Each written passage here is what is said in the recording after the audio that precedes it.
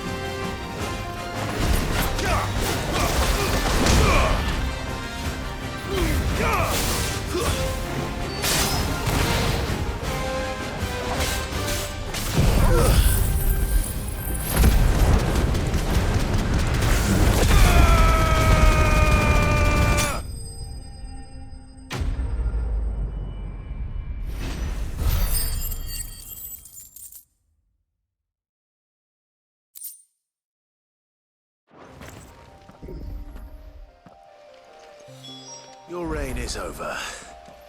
Now to collect the ash. This looks like the stuff. Let's see if there's any more.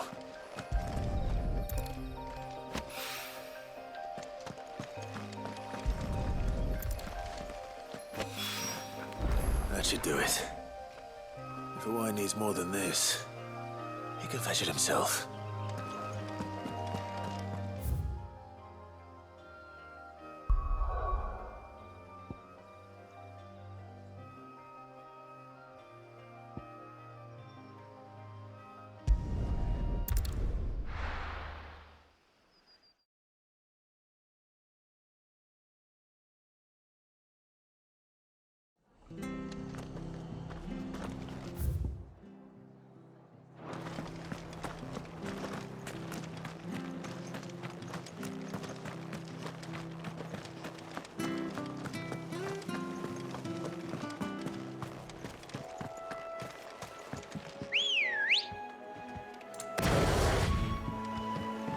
Come on.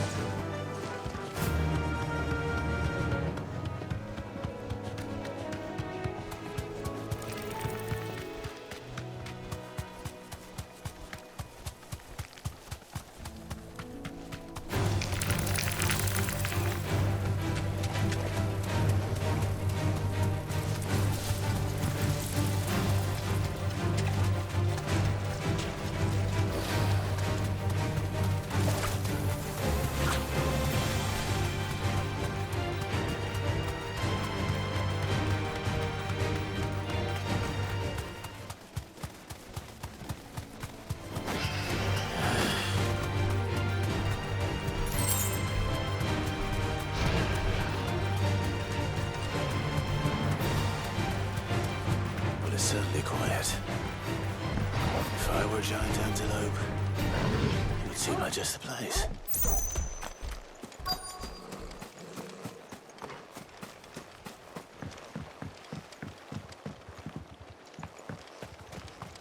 I doubt we'll find one bigger than that. You hungry, Torgal?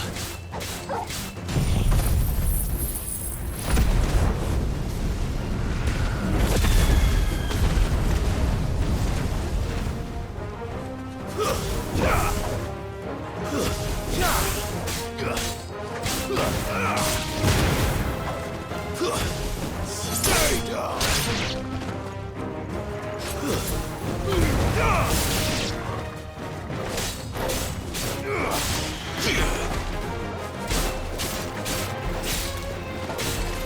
Head off!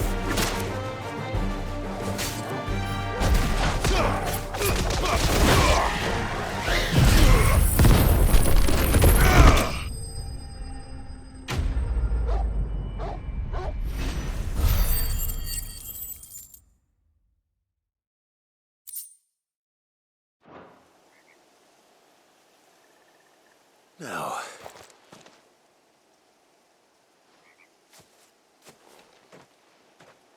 will it be enough, I wonder?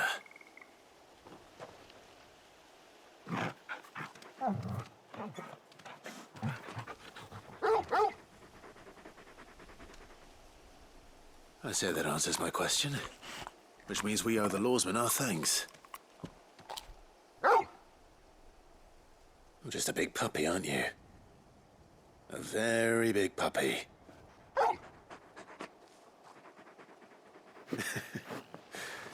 You do know you can take that with you, Torgal. Lady Karen will be relieved to hear you've got your appetite back. Come on, boy.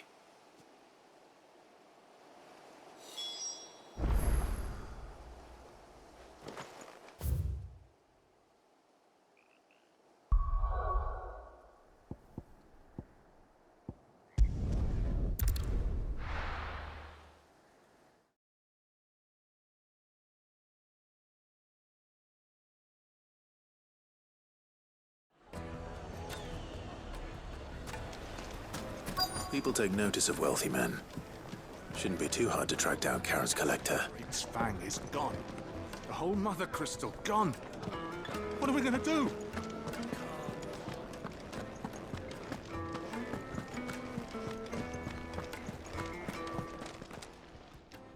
My reputation will be ruined! Ruined! Calm yourself, Lord Ignac, I beg of you, before you do yourself a mischief. Pardon the intrusion, but... Out! Get out! I paid for these rooms so I wouldn't be disturbed. Leave me be! Please, allow me to apologize. His lordship is going through a difficult time, and he's never been fond of guests arriving unannounced. Radim! Get rid of the filthy oaf this instant! Very good, Lord Ignac. Would you mind stepping outside for a moment?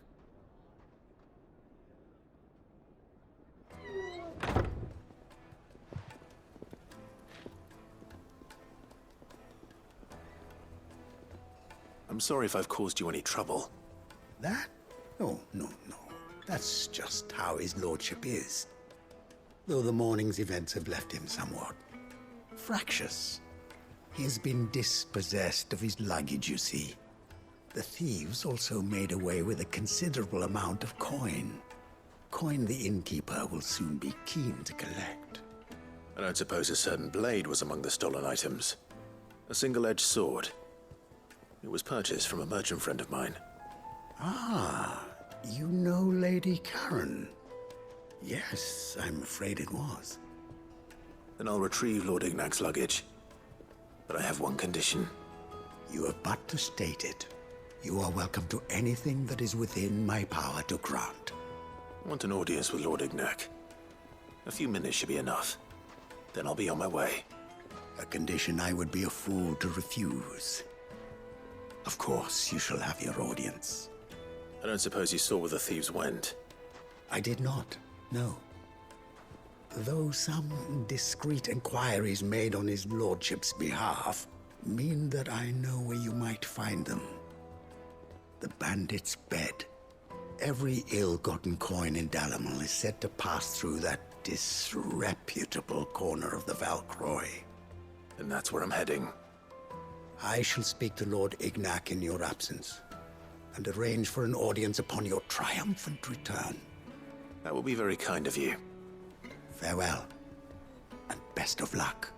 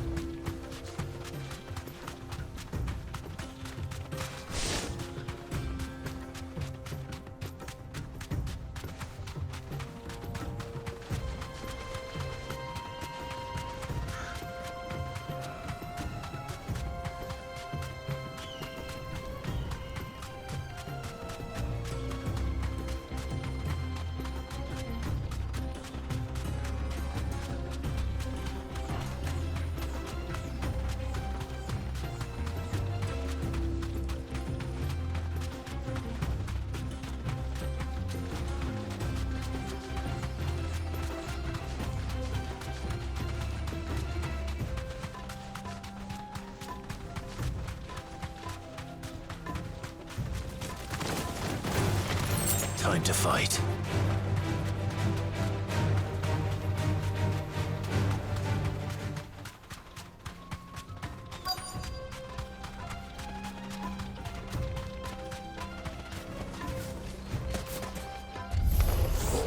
We've got company! Come on, lads, let's tear the bastard's head off!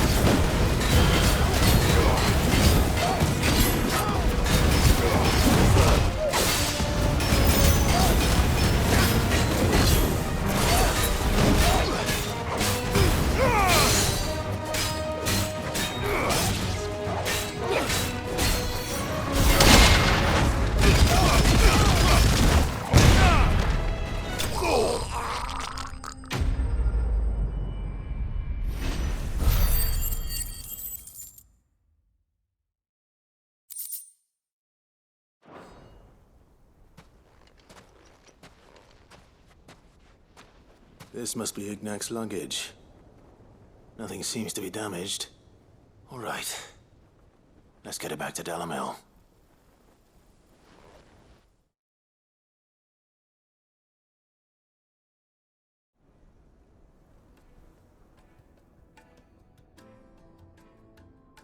I hear I have you to thank for the return of my effects.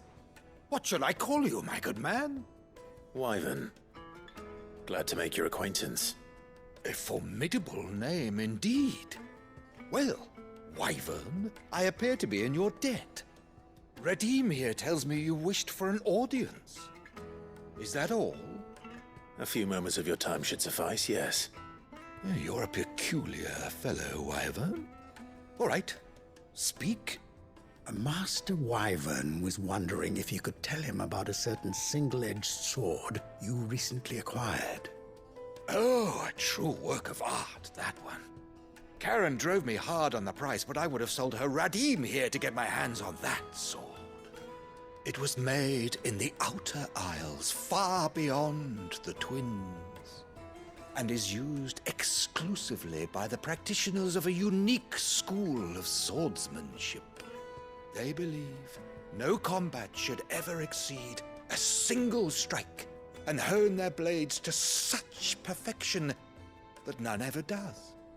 Each sword is made for that one perfect stroke, and for that stroke only. They crack upon a second blow. There's a brutal sort of beauty to it, really. But how do they hone such an edge? Fine question. Why, they use a whetstone, of course. Whetstones, rather. A whole array of them, ranging from the coarse to the fine. 10,000 licks with the sharpening stone, then 10,000 more. But it is the final stone which lends the blade its legendary sharpness. A mineral quite foreign to this great realm of ours. And that is the key. The secret ingredient. Wyvern, it occurs to me that my little lecture is hardly equal to services rendered. Take this, together with my regards. The very stone of which I spoke, far rarer among collectors than even the blade itself, and a far more fitting payment. Thank you. Pardon the intrusion, my lordship.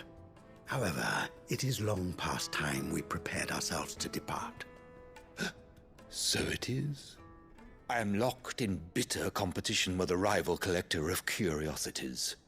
I am one step ahead of the unscrupulous scoundrel, but he is hard at my heels. Are there many other collectors out there? Too many to count, but only one do I consider my nemesis. Lord Byron Rosfield, and is a perennial thorn in my side. I can imagine. Farewell, Wyvern. May our paths cross again. Radim, we mustn't dawdle.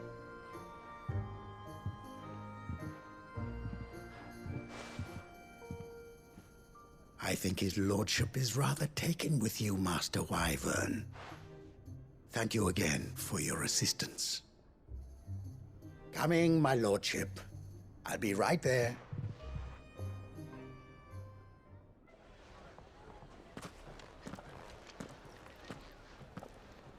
Trust Uncle Byron to find such an interesting rival.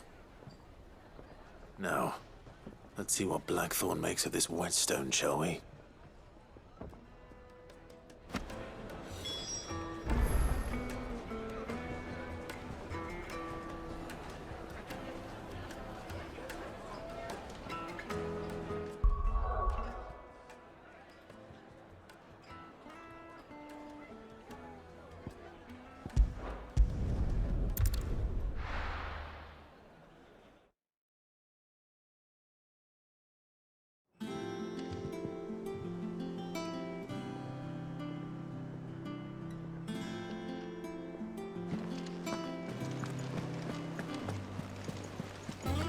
Is that the thing Tomes helped today? Mid told me she was building a ship.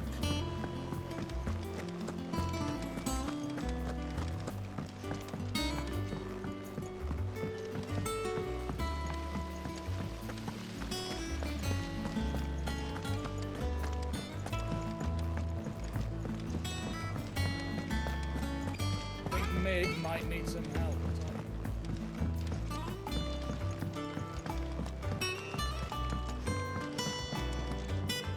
All right there, Sid?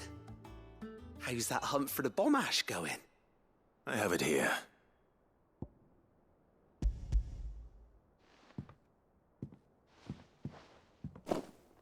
That's the stuff. And plenty of it, too.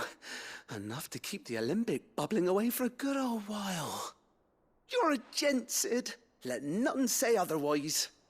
Right then, let's get this contraption up and running.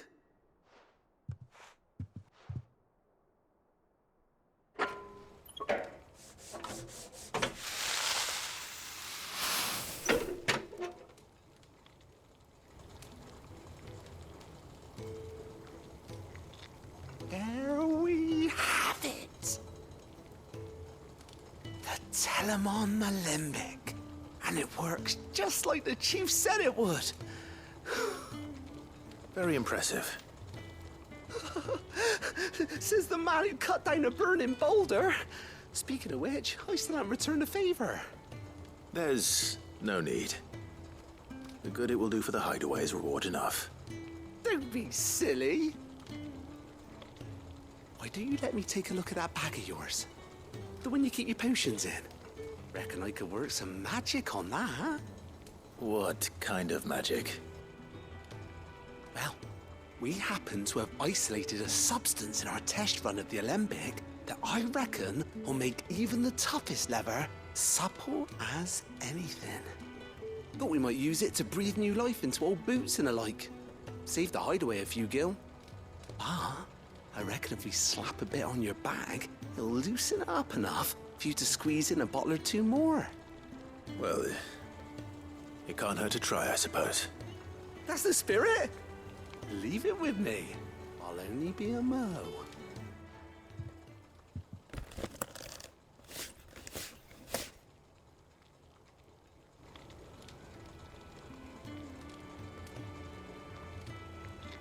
Well, what do you reckon?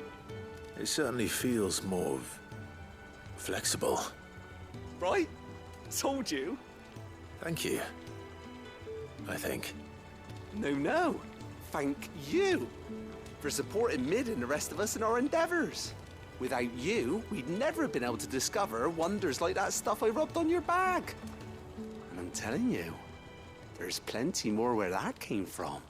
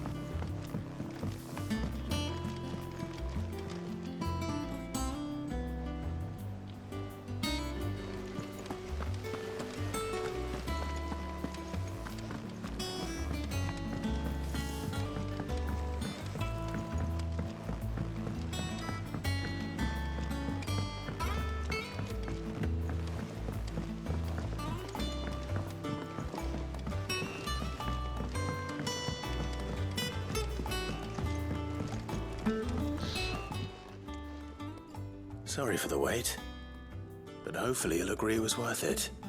You learned something about that sword then? I did better than that.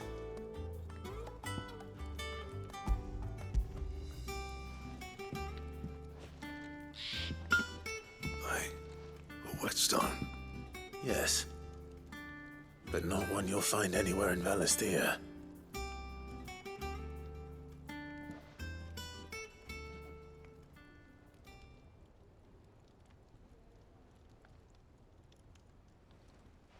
No wonder I couldn't get the same finish on the grinding wheel.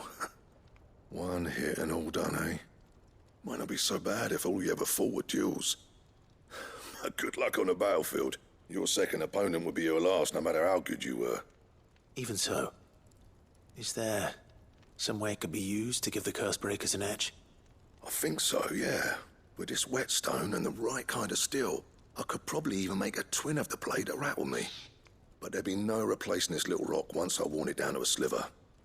I reckon we get a dozen swords from it, if that. Swords that the curse breakers wouldn't know how to wield properly, and that would see them through a single fire piece. Nah, no point trying to copy that thing. Be about as much use as a wax anvil. But finishing our blades with a whetstone this fine, now that's something to consider. And what's finer than fallen masonry, eh? Or more hard-wearing, for that matter. Just imagine it. Good Valisthean steel with an edge as sharp as any found in the Outer Isles. I won't make a copy, nah. I'll make something much better. I'm sure the curse breakers will be delighted. Just don't push yourself too hard. Don't you worry about me, Sunshine. I've been working day and night since I was half your age, and I'll still be here when you're long gone. Hey, thanks, Clive. I mean it. I owe you one, August too. It's good to know someone's looking out for me. He'll be happy to hear you said that. And I'll see that my debt to you's paid. First new blade I make's got your name on it. You come and find me when you've got the materials. All right. I will.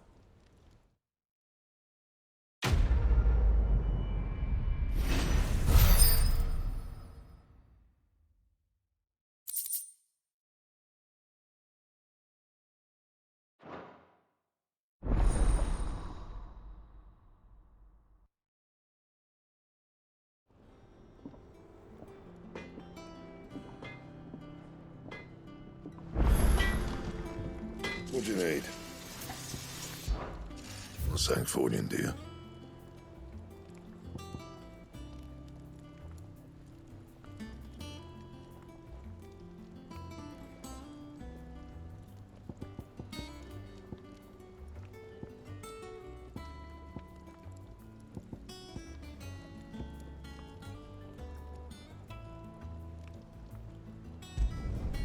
Should last you a good while.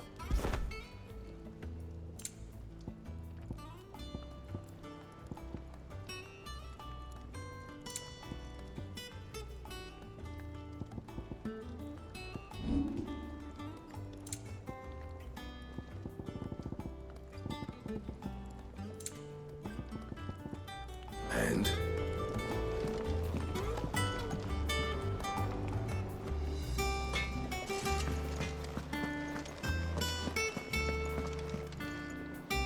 I noticed you and Torgal had gone off somewhere. Take him for a walk, did you? You could say that.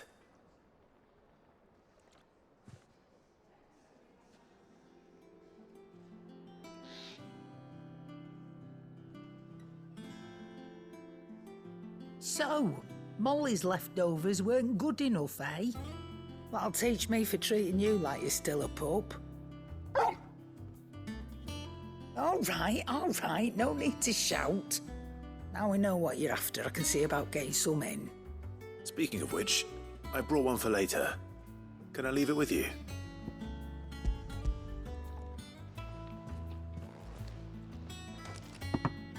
You can, aye. I'm nice like that. In return, you can thank Tomes for me. The bloody know-it-all. I was just on my way to see him.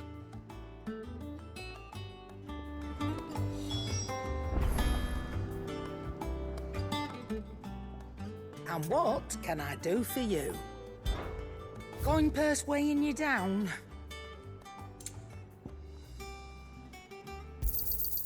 You're rubbing me blind, you know. You'll not find a better price than that. Come again. Or don't. I'm not much bothered either way.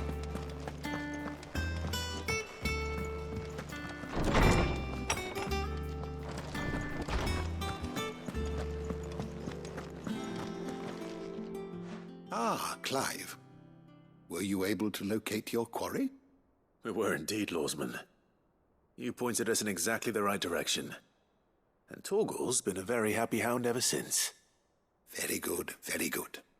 Lady Karen sends her thanks, by the way, for your part in solving the mystery. Ah. But that reminds me. After your last visit, I found myself pondering Torgal's talents. Do you recall our conversation concerning Lady Jill's role in Torgal's transformation? About how she somehow woke the power within him. Precisely that. A reasonable conclusion, I thought. But one which raised certain questions in my mind. You see, the Fenrir of legend served Shiva and Shiva alone. And while the powers attributed to him are certainly impressive, the records imply they are somewhat different in nature to those you described Torgal as having used. What are you suggesting? That Torgal may be the beneficiary of more than one icon's power. Consider that in addition to Lady Jill, he has served as a loyal companion to you, your brother, and even the late Cid. In short, the icons hitherto near at hand, or should I say at poor, have been diverse and plenty, and that number has only grown as the realm's dominance have fallen to your sword. One can but speculate as to how all of this has affected Torgal. He has seemed more fierce of late. And if I am not mistaken, he will grow fiercer still. We are fortunate indeed to be able to count him amongst our allies and not our adversaries. Oh, he's more than an ally. He's a friend.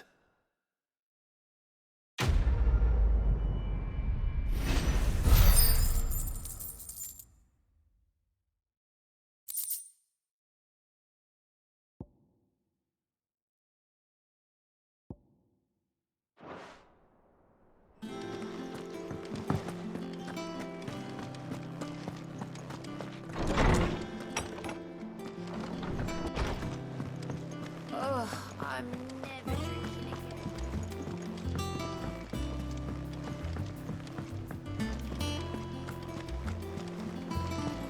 Is that the thing Tomes helped to do? Mid told me she was building a ship.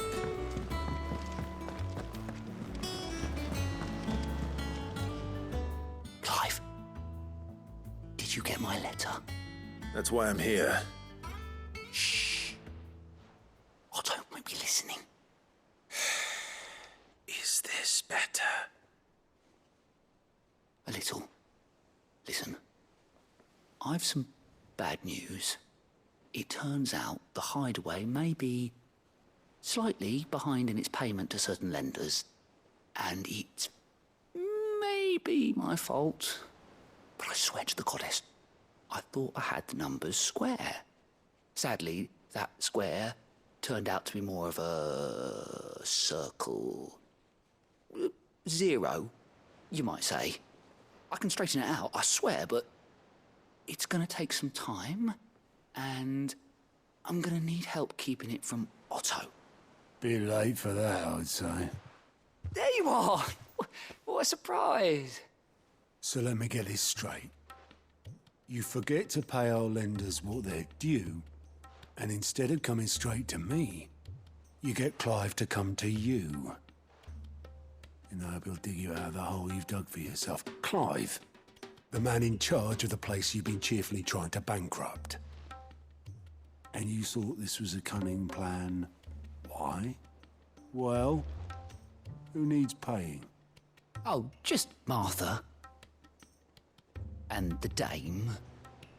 And, well, Lady Karen. But only 500 talents. We owe 3 of our most trusted friends 5 million gil. Each. 5 million each. They lent us the bulk of the money we used to rebuild the Hideaway, you see, and, well, I must have made some sort of oversight. Those ledgers were my responsibility, and it was my decision to entrust them to you. This is my fault. Do we have that much to hand? I can always ask my uncle. No, we don't. And no, you won't. We've lightened Lord Rosfield's purse enough. After the king's ransom we had off him, he deserves better than to see our begging bowl. Besides, we'll need to learn to stand on our own if we're gonna make this work. All right. But that doesn't mean you have to shoulder the burden yourself. Is there anything I can do to help? There might be. How'd you fancy taking these to Martha and the dame? Rocks. Rocks, he says.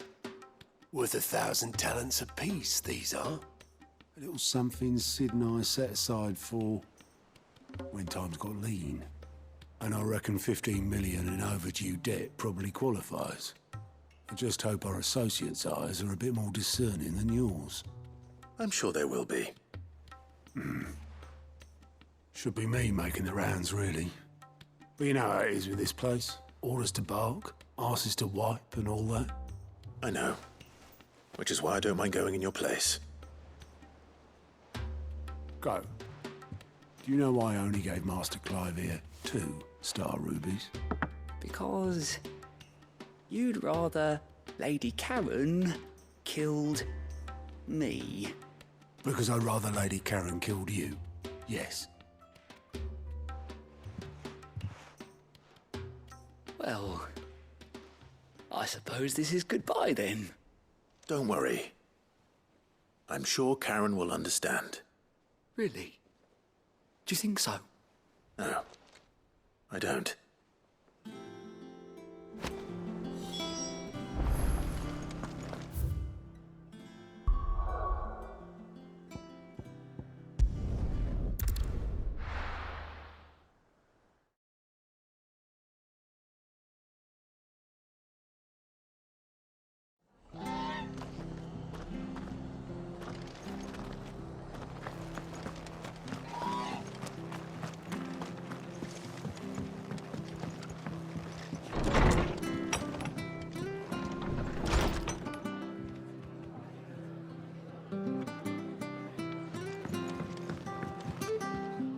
Clive, we weren't expecting you.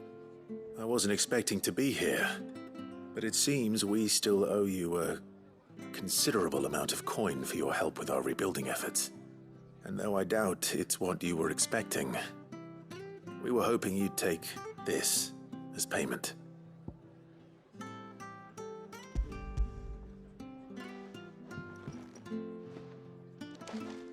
A star ruby? I can't accept this. It's worth at least twice what you owe me. More if you can find yourself the right buyer. Think of the difference as interest. Interest? If word got out I charged that much, no one would ever borrow from me again. Anyway, why are you the one here asking me about this? I'd have expected Otto. Bit much sending the Lord Marquis out to settle your debts, isn't it? The old goat working himself to death again. Something like that.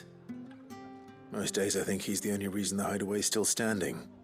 Same as always, eh?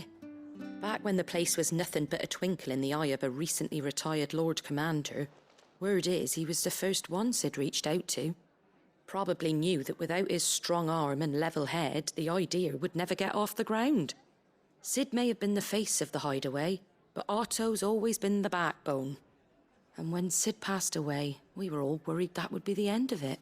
That Otto would just give up. His death was hard on everyone. But it must have hit Otto hardest of all. But he didn't give up, did he? Quite the opposite, in fact. If I recall, he was the one who nominated you as Sid's replacement, and rallied the rest around you. I reckon what he saw in Sid, he saw in you too. And don't we all? Doesn't hurt that you're half as stubborn and twice as handsome, neither. That, and you keep good company. I suppose I do.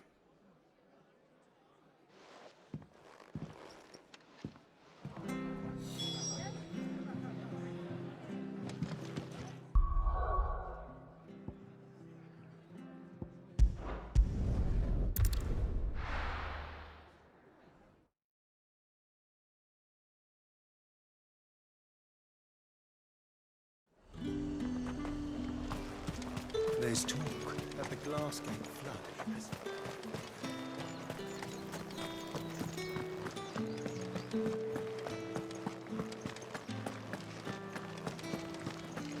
Did you hear? The gates to heaven. I want to see you. What am I going to do without sweet water and oil of talc? Milady, I come bearing gifts. Gifts?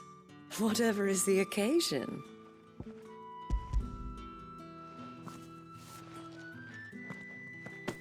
Oh my. Clive, you really have outdone yourself. Otto asked me to give it to you. To settle the hideaway's debt with the Veil. And to compensate you for the time it took us to do so. You disappoint me, Clive. I thought you might finally be warming to me. Tell Otto he can keep his baubles. I tried to tell him as much the first time around. The man owes me nothing, nor does the hideaway. My contribution to the restoration effort was made freely and willingly. It was the least I could do. You once told me Sid did you a kindness. I'd like to do the same. Please, accept it. For my sake. And for Otto's. For all of us. For all you've done. It is rather fetching, isn't it? Very well. Otto is lucky to have you, Clive. I doubt anything could ever replace his son. But you and the others at the hideaway are the closest thing he has to family. Otto had a son. Long ago, yes. Sid told me Otto lost him when he was just a boy, and blamed himself for not being able to stop it. I don't know how it happened, whether there was anything he could have done, but it was clear that it weighed heavily on him. I didn't know. How could you have? I doubt anyone did. Besides Sid, I've never met a man more keen to bear his sorrows in stoic silence. An ill habit, given that both have always been surrounded by friends desperate to help them. I'm beginning to see that.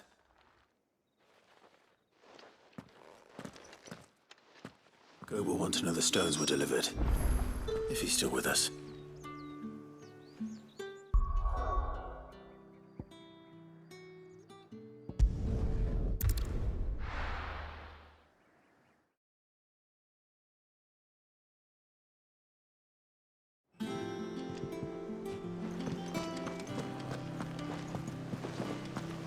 Is that the thing Tomes helped with? Mid told me she was building a ship.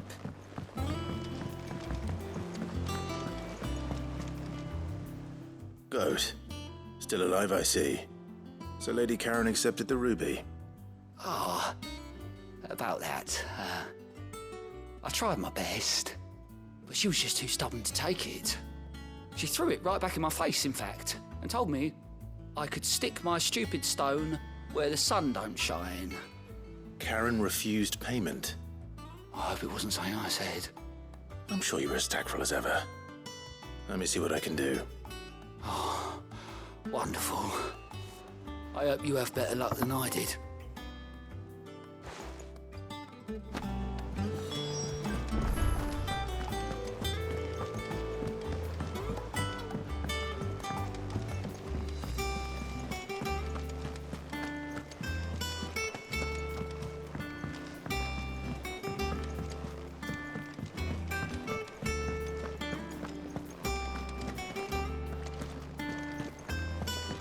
Thank you, Clive.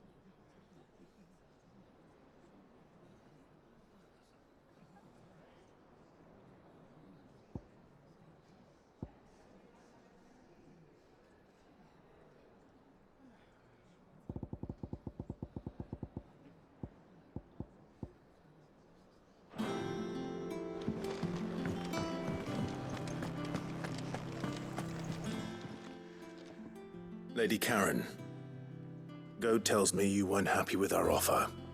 Would you prefer the debt was repaid in coin? What debt? I don't recall lending any of you lot me hard-earned gil. I may have tossed a talent or two in the Hideaway's coffers, but those were donations, and you can hardly call it charity if you go asking for it back. Of course not. But one good turn deserves another. And our circumstances have changed. Surely you wouldn't shun the gratitude of a pauper who happened to have become a prince. Oh, so you're a prince now, are you? Fine. But I'm selling it and taking what I'm owed, then you're getting the rest whether you like it or not.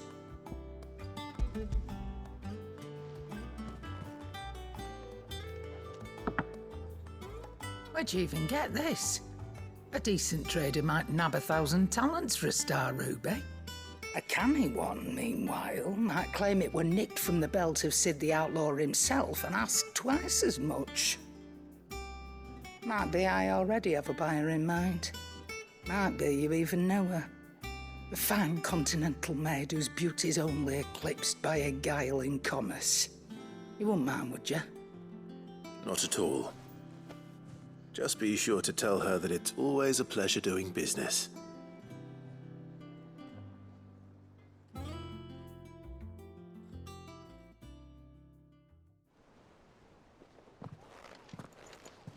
I hear you ended up delivering all 3 stones. Thanks to this lump. I sometimes wonder what I pay you for. Speaking of which, I still haven't been paid last month's wages. Oh, so you remember what's owed to you then? Get your ass behind that disc of yours and don't get up before those ledgers are square. Right away.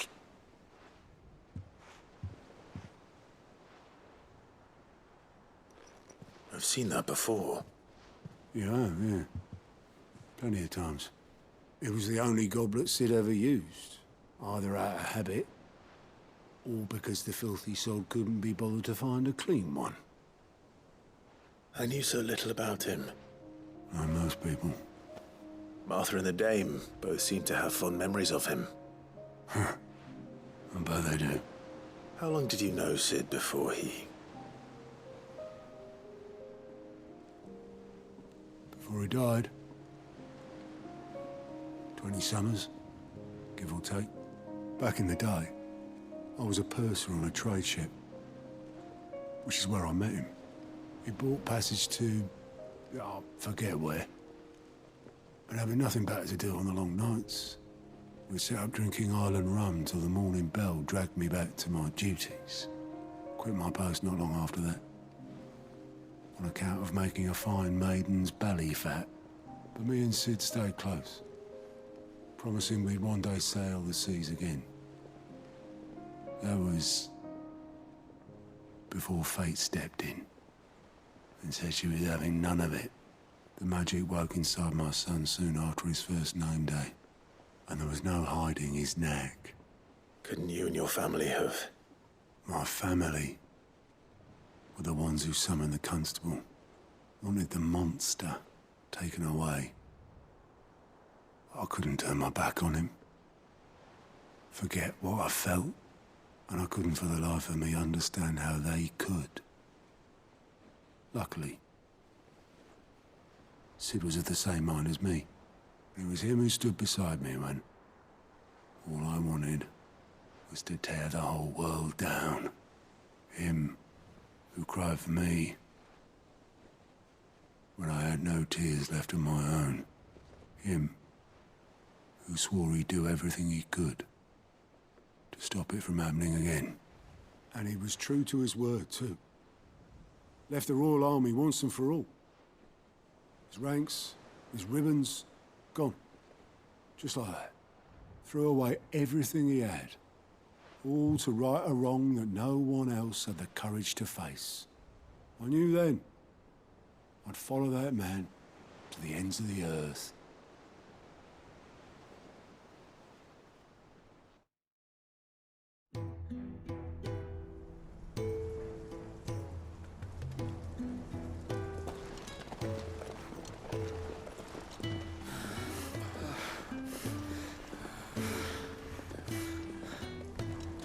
was always too clever for his own good, was Sid.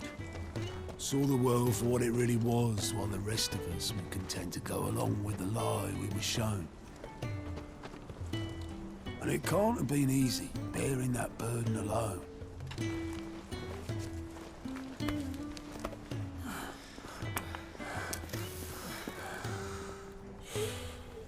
But he didn't let it stop him.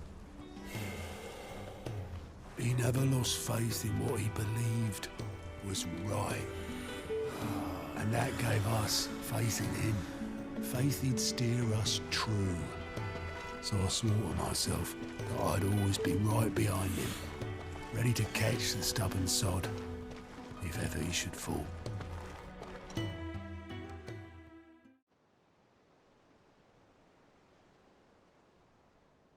But I couldn't even do that.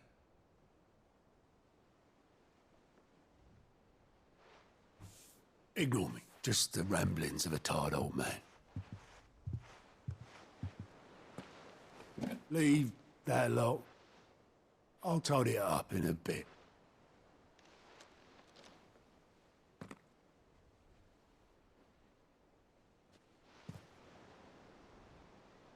This is Sid's handwriting.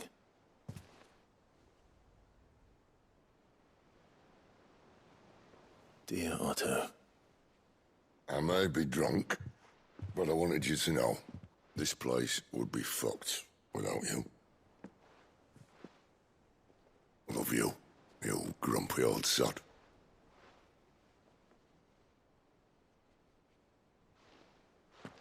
This note. What about it? Sid was right. Without you, we'd all be lost.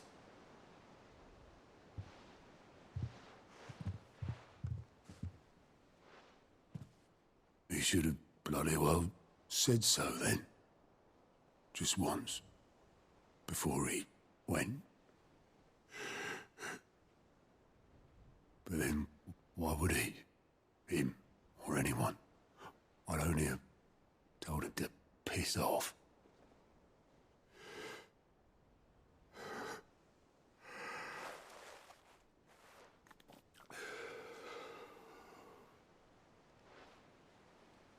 You're wrong, though.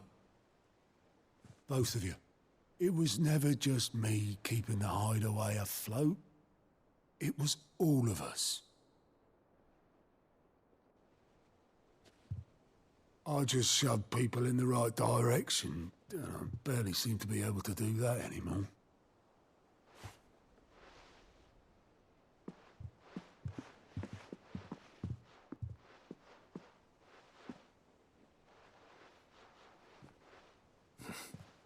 Would you rather go at the helm? Well, maybe I've got a few more years left in me. I'm going to hold you to that, Otto. Before you go, Sid would have wanted you to have this. But that's... This'll do me just fine.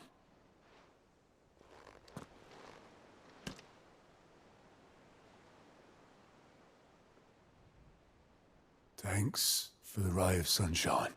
I'll see if I can't pay you back. Already have.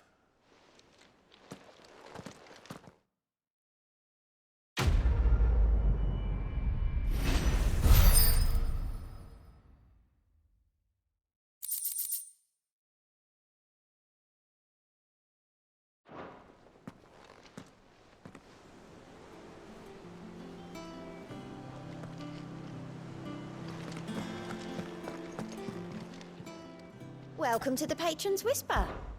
Come to claim your just desserts? Here you are.